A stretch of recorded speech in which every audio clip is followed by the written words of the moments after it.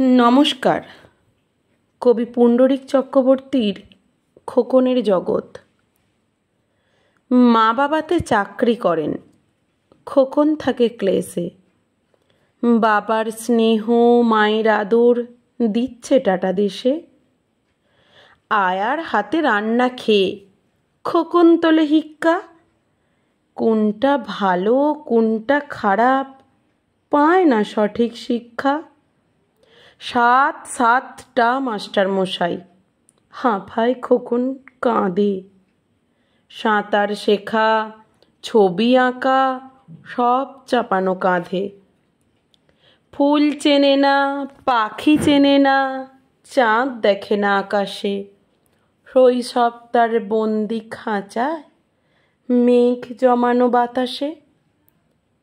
মা বাবাকে দিনের শেষে যখন সে পায় কাছে, তখন দু চোখ ঢুলু ঢুলু ঘুমে জড়িয়ে আছে। ভবিষ্যতে খোকন সোনা কি হবে কে জানে। সভ্য দেশে পাল্টে গেছে মানুষ হওয়ার মানে। নমস্কার।